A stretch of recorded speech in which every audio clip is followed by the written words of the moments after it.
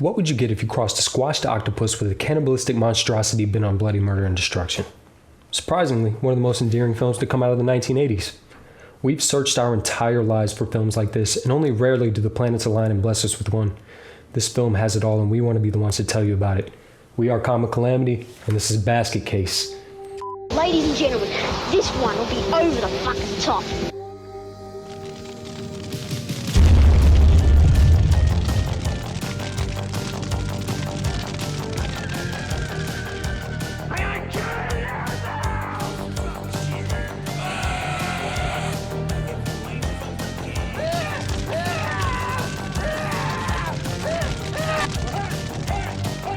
Me frozen.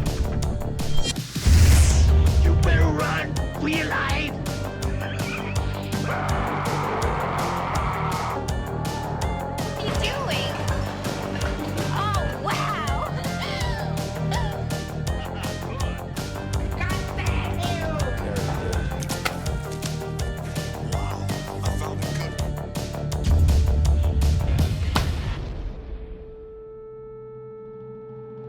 Basket Case was the brainchild of writer-director Frank Henenlotter. The horror comedy film was released in drive-in theaters and midnight movie halls in 1982 to widespread cult acclaim and the usual snub of critics in the MPAA. The film is all about Dwayne Bradley, played by Kevin Van Hentenryck, and his deformed, telepathic, murderous, demon-christened brother Belial, who lives in a fucking basket and screams and rips skin off of people. They have a short list of people who wronged them when they were kids, and they're looking for revenge. This movie begins in upstate New York with Dwayne and Belial ambushing Dr. Lifflander, the most timid, twitchy person I've ever seen. They cut the lights and they cut the phone lines and they break into the house. He empties every bullet he has while the creature empties him of blood.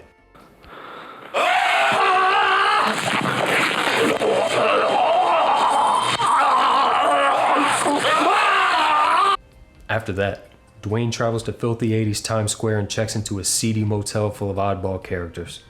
The lobby where Carl from Aqua Teen Hunger Force is standing is actually an old service elevator that's been propped open. After checking in, he befriends hooker resident Casey, played by Beverly Bonner, a Henenlotter film veteran. The boys have a little snack and begin to plan the next step of the killing spree. Doctor number 2 on the shit list, aptly named Needleman.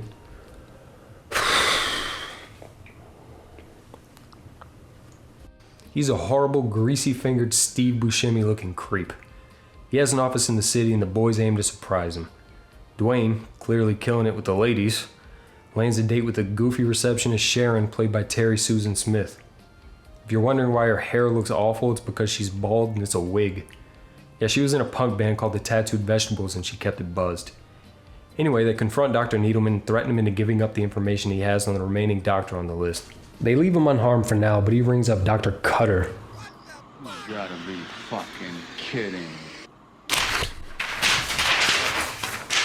Alright, they leave him unharmed for now, but he rings up Dr. Cutter as soon as they leave to warn her that they're around and that Lifflander's dead. They wait until closing time and head back to the office to finish him off.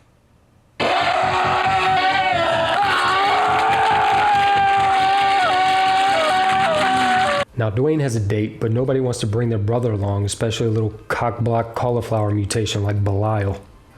Dwayne buys him the worst television of all time as a distraction and hits the town with Sharon. It goes well, but the brothers have a psychic bond, remember? Dwayne gets a kiss and Belial gets jealous. Like, really jealous. Really, really jealous. What follows is one of the best sequences in the whole movie. Belial loses his fucking mind and tears up the room like a madman. Now, because Belial is a puppet, they had to figure out a way to capture this madness. And they chose stop motion animation. When I got the footage back, I hated it so much. I was watching it here in this living room in 16mm. I picked up the reel when it was done, and I just threw it in that direction. And I let it sit on the floor for almost 2 months. I wouldn't even, it was like a reminder of how I fucked up. And I realized, you know, it's funny. So why don't I just use it in, you know, in a funny scene, and I'll make the footage around it even funnier. You know, where he's throwing the temper tantrum. And I thought, okay, we can get away with that.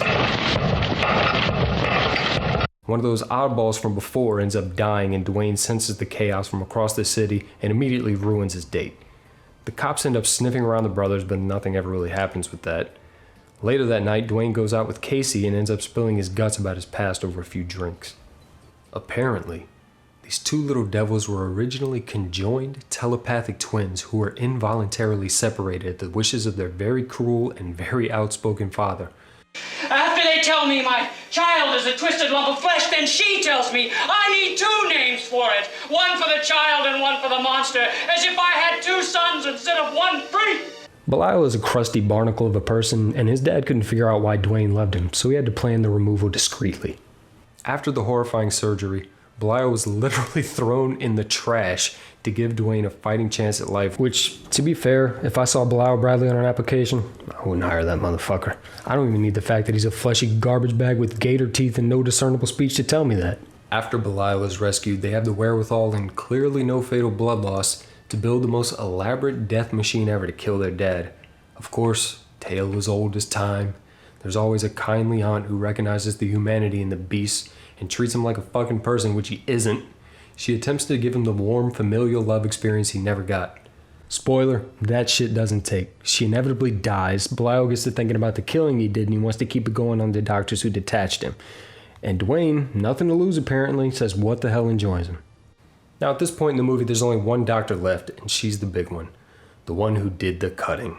And the other one? Doctor, I'm not even sure it's human.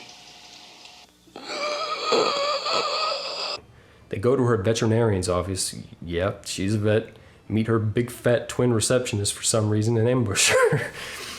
Cutter works out who Dwayne is, but it doesn't make any difference. She ends up looking like she's going out for a Hellraiser sequel, and they make their escape.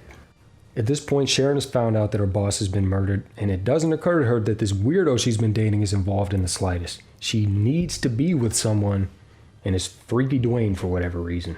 They go to Dwayne's place, and all the murder and fear in the atmosphere dissolves pretty quick, and they start hooking up. And Belial isn't miles away this time. He's on the fucking dresser. Take me, Dwayne. Dwayne, let me out! Let me out! Dwayne, let me out! Another date ruined for Dwayne. They argue a little bit, but they end up calling it a night. While Dwayne is sleeping, Belial sneaks out the window, tracks down Sharon, and he molests, murders, and rapes her, in that order. The production crew was so disgusted during this bit that they walked off the set. But since the crew was only about 4 people, maybe that's not such a big deal. Terry Susan Smith was fine with all this, by the way. At this point, everything is permanently off the rails. Dwayne freaks out all the way home, and they both finally snap on each other in their room. Belial shows off his upper body strength, and he and Dwayne take a little tumble out the window. The height kills them both, and that's that. I gotta say, researching this film has endeared me to it more than watching it ever could. We see ourselves in it, not only because he's morally grotesque and repulsive, but also because Frank Henenlotter seems to have put himself through the ringer making this one, and I gotta respect that. It was made on an extremely low budget of $35,000, largely supplemented with his own personal funds and those of his producer Edgar Ivins. As a matter of fact, there's a scene in the movie where Dwayne has a roll of cash sitting on the floor. That's the budget. That's actually the money spent to make this. The person responsible for making Belial the horrible abomination he is today is Kevin Haney. He took a face model of Kevin Van Hintenrick and some molding clay, and with a budget of next to nothing, created a movie monster that is simultaneously iconic and obscure. Because production was such an extended ordeal, Kevin Haney was forced to pursue work on other productions, but he had Don Corleone Jr. hired to finish up the film. While he didn't design Belial, he is responsible for several of the kills, including the scalpel face. In case you've never heard of John Caglione, he went on to do Heath Ledger's Joker look in The Dark Knight. The crew responsible for making this film was so small that most of the end credits are actually made up names to avoid showing the fact that so many people were doubled up on jobs and responsibilities. Because of money constraints, production remained on and off again, bare bones until they wrapped. They filmed at friends' houses, clearly. They didn't get permits for anything. Public nudity. And old Frank the director even recorded all the post-production sound effects for the women by clopping around in a pair of heels. Needless to say, expectations were low in terms of having a blockbuster on their hands.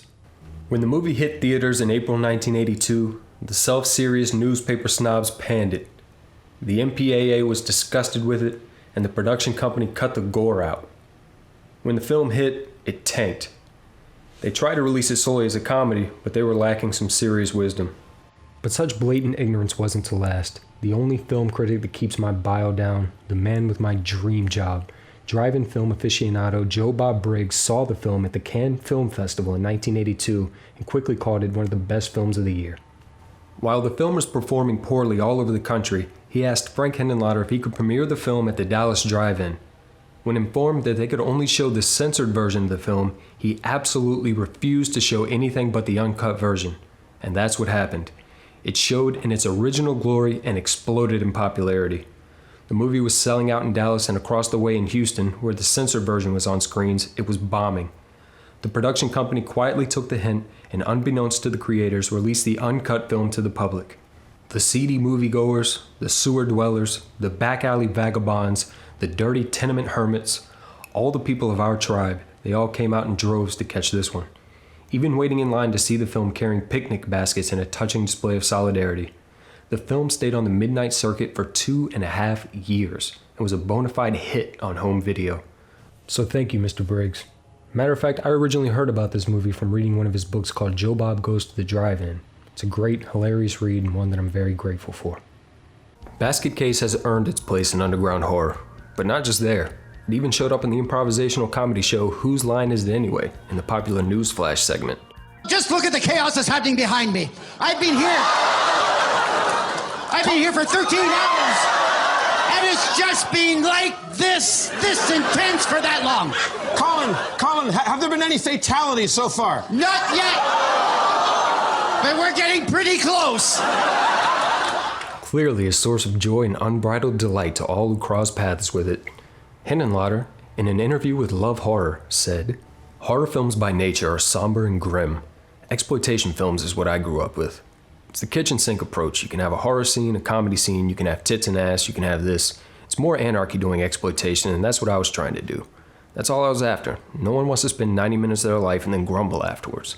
And after 90 minutes you say, that ain't so bad, maybe I'll watch it again someday, or they'll go tell somebody, that's all I'm after."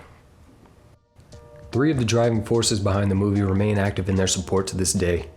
Kevin Van Hentenryck, who is now an incredibly talented, self-employed sculptor, still poses for fan photos and signs autographs at conventions. Beverly Bonner has a comedy act that she takes on tour called Casey 30 years later. I haven't seen it, but I believe Casey's epilogue is she opens up an old folks' home for aging hookers.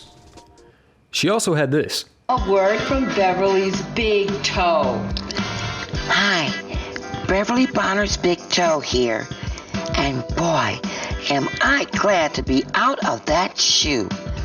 I don't know why Beverly always tries to stuff her big foot in shoes 2 sizes smaller than her foot. Toe, I told you about talking about me in front of my back. Now you get back in that house shoe. No, please, no, Beverly, not the house shoe. No.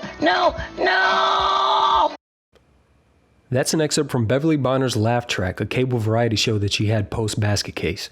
Now I can understand being a heterosexual and I can understand being a homosexual. But I don't understand being a bisexual. I mean, how do they decide? Do they flip a coin? Heads I get some tail, or tail I get some head? Somebody explain that to me, please. Frank Henenlotter, in addition to being a filmmaker, is also a film historian. According to Wikipedia, he's responsible for the salvation and restoration of many 60s and 70s exploitation films that were in danger of being lost forever. He's still attempting to get his films made with the independent freedom he was once allowed. Some of his later projects include a Basket Case comic strip for Fangoria magazine and some documentary work. And who could forget about his other horror comedy classics Brain Damage and Frankenhooker, at least one of which we'll revisit down the line on this channel. In 2015, he also wrote and directed a documentary called Chasing Banksy, which is about struggling artists in New York City. I honestly root for these 3 to succeed and flourish in everything they do. Basket Case is the prime example of a comicalamity favorite, a real classic. We have some strict standards here, and there's not many films up to snuff. We've searched for years and dug through some serious garbage, but we've hit gold more than once, and this is one of the best. In order to best the rigorous gauntlet of our self-indulgent behavior, a film's got to meet some basic expectations. To wrap this up, let's see what boxes Basket Case managed to tick. Poorly delivered dialogue. Hi, I'm Josephine. What room are you in? 7. Oh, you're so lucky. That's the best room in the place. Oh, God, no! No! Oh, God, no! Help! Help! No! Stop fighting, goddammit! Practical effects.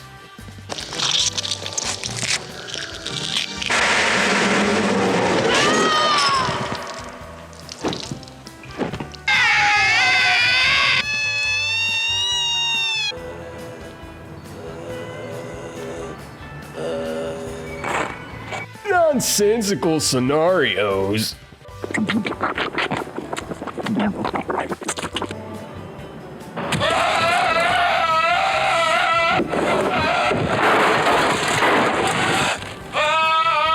One-liners and quotables. Some of the tenants claim to have heard noises coming from this room.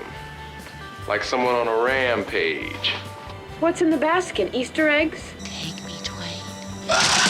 Ridiculous characters. Get out of here! You're full of crap! All alone in this cold, cruel world.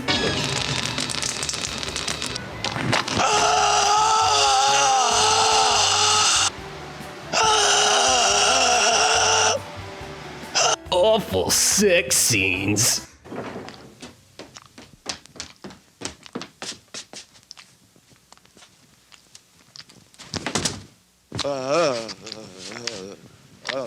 Big fat twins making dog noises. Woof, woof, woof.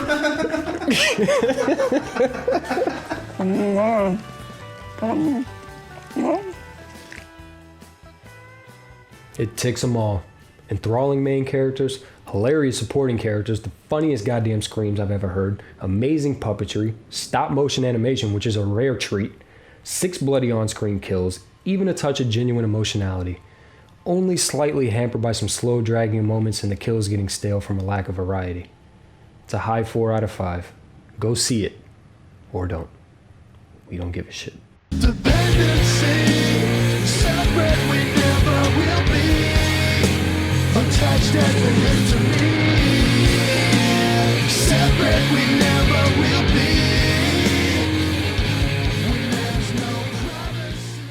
A bizarre and shocking tragedy here in Times Square last night. A young man either fell or was pushed from the 3rd floor of the Broslin Hotel. But what makes this story particularly eerie is that he wasn't alone. According to eyewitnesses, accompanying him on his fall was what they called a small, grotesque monstrosity.